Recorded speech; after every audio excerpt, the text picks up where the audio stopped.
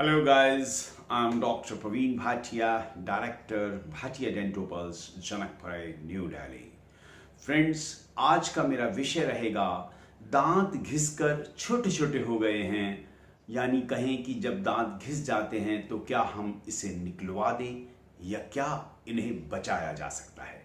तो patient confuse हो जाता है कि इसका सलूशन क्या होगा। फ्रेंड्स, आज हम इसी बारे में बात करेंगे। जैसे दांत किसी भी तरह से घिस सकते हैं, 3 वजहें हो सकती हैं: इरोजन, एब्रेजन या एट्रीजन। इसके विषय में हम बाद में विस्तार से बात कर लेंगे। इरोजन एक केमिकल, जैसे हमने कैंपा कोला पी, कार्बोहाइड्रेट्स लिए, एसिड की वजह से जो दांत खराब हो जाते हैं और घिस जाते हैं। एब्रेजन एक मैकेनिकल फोर्सेस, जैसे बहुत ज़्यादा देर पेस्ट करना तो उससे खराब हो जाते हैं। और एट्रीजन बहुत ज़्यादा आपस में अपर और लोअर दांत जब टकराते हैं, ब्रक्सिज्म या कहें दांत किटकिटाना। तो फ्रेंड्स, आज हम इन्हीं के बारे में बातें करेंगे कि क्या इसका सलूशन है और क्या बाइट रेस की जा सकती है, इन पर कैपिंग की जा सकती है, ये रुक जाएंगे, कैप कितनी चलेगी, या अगर हम कैप भी करवा लेते हैं तो उसकी लाइफ कितनी रहेगी। तो आइए फ्रेंड्स, इन्हीं सवालों का जवाब आज हम इस वीडियो में ढूंढते हैं। तो सर, इससे पहले मैं अपना ये टॉपिक शुरू करूं, जिन्होंने अभी तक मेरा चैनल सब्सक्राइब नहीं किया, प्लीज़ डू सब्सक्राइब, और वाकई अच्छा लगे तो अपने फ्रेंड्स में ज़रूर शेयर करें। और हाँ, बेल आइकॉन दबाना बिल्कुल ना भूलें, जिससे मेरी आने वाली हर वीडियो सबसे पहले आप तक पहुँचे। वीडियो अंत तक ज़रूर देखिएगा, आपको जो मैंने क्वेश्चंस बताए हैं उसके जवाब ज़रूर मिलेंगे। अब बात हम कर रहे थे कि जब दांत छोटे हो जाते हैं या घिस जाते हैं, इरोजन, एब्रीजन या एट्रीजन की वजह से घिस गए हैं, तो घिसने के बहुत से कारण हो सकते हैं। जैसे आपको बताया, ब्रक्सिज्म, किटकिटाना एक बहुत बड़ा फैक्टर होता है। आजकल लोगों को गुस्सा बहुत आता है, जब गुस्सा आता है, एक्सेस एंगर से भी ये दांत घिसते हैं। जोर से ब्रश करना, और नेसेसरी अगर मान लो है तो आप सॉफ्ट ब्रश यूज़ करें और हार्ड ब्रश बहुत कम यूज़ करें। एसिड भी कम करें, और आप अगर मान लीजिए तंबाकू लेते हैं, स्मोकिंग करते हैं, ये सारी चीज़ों से आपके दांत खराब होते हैं, जैसे केमिकल और मैकेनिकल फोर्सेस। अब हम आते हैं इसके हल पर कि इसका सॉल्यूशन क्या है। सॉल्यूशंस में जैसा इस चित्र में दिखाया गया है कि आपके दांत बहुत घिस गए हैं, तो हमें एक प्रोसेस से क्राउन लेंथनिंग की जाती है। मान लीजिए आपके दांत बहुत छोटे छोटे हैं और उसको हम लंबा तो नहीं कर सकते, लेकिन अगर हम गम्स को शेव कर लें और लेज़र से उसकी कटिंग कर लें या ब्लेड से कर लें तो दांत की हाइट बढ़ जाती है। That process is called crown lengthening. मेरी एक सेपरेट वीडियो है, इस पर आप ज़रूर देखें।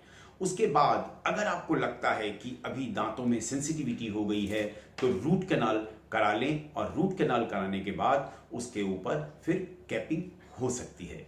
इसे फुल माउथ कैपिंग भी कहते हैं। जैसे अगर मान लीजिए अपर के दांत भी घिस गए, लोअर भी घिस गए, मेरी समझ से वो दांत नहीं निकलवाने चाहिए। कई लोग ऑप्शन दे देंगे, इतने छोटे रह गए हैं, आप इनको निकलवा दें, निकलवाने के बाद इम्प्लांट्स करा लें, क्योंकि और कोई ऑप्शन रहेगा नहीं। डेंचर बनवाना नहीं चाहिए, डेंचर अब आउट ऑफ फैशन हो गया है और कंफर्टेबल भी नहीं होता है। तो हम फुल माउथ की कैपिंग कर सकते हैं। मैंने बहुत से ऐसे पेशेंट्स के किए हैं। और इसके बाद आता है इसकी बाइट को रेज करना। मान लीजिए जैसे आपका प्लॉट है और वो नीचे चला गया है, और तो उसके ऊपर आप मिट्टी डालकर आप प्लॉट की हाइट को बढ़ा देते हैं। इसी तरह हम दांतों को क्राउन लेंथनिंग के माध्यम से करने के बाद हम पोर्सिलिन के सेरामिक कैप से उसके बाइट को रेज कर देते हैं। तो रेज करने से आपके माउथ के रिंकल्स भी कम हो जाएंगे, और साथ के साथ आपके माउथ के शेपिंग अच्छी हो जाएगी, स्माइल ब्यूटीफुल हो जाएगी, दांत बड़े बड़े दिखाई देने लगेंगे। तो एडवांटेज क्या होगा इस प्रोसेस को करने का, कि आपके ओरिजिनल दांत बच जाएंगे। चाहे आप कितना भी पैसा खर्च कर लें, चाहे इम्प्लांट्स करा लें, ओरिजिनल ही होते हैं।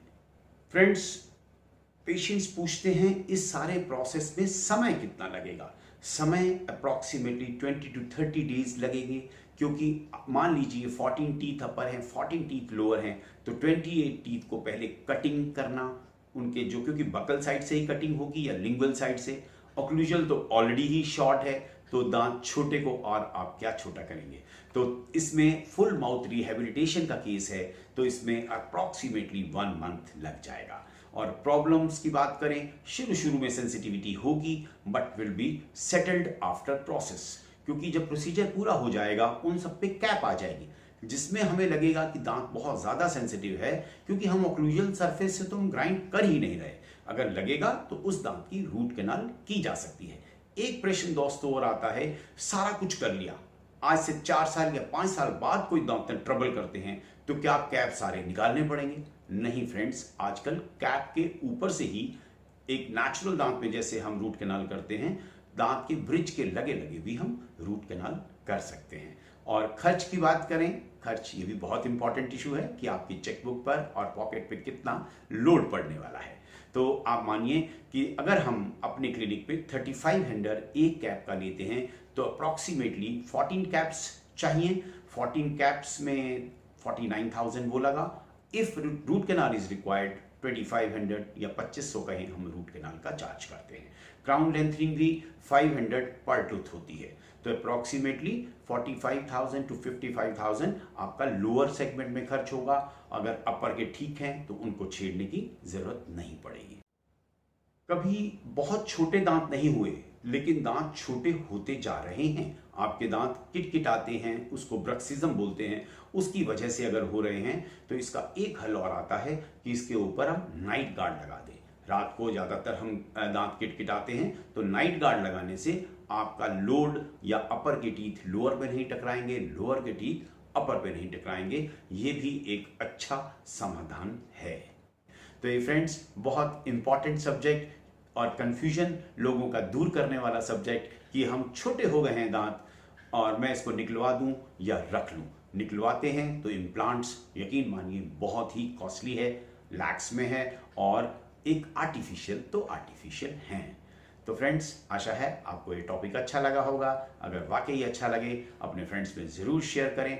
मेरी क्राउन लेंथनिंग पर भी वीडियोस हैं, और कैप्स किस किस टाइप के आते हैं उन पर भी वीडियोस है। मेरे चैनल पे जाएं, सारी नॉलेज गैदर करें, कंफ्यूज ना हो, न डेंटिस्ट को करें। Thank you for watching. आप अपने दांतों का ध्यान रखें, दांत आपका ध्यान रखें।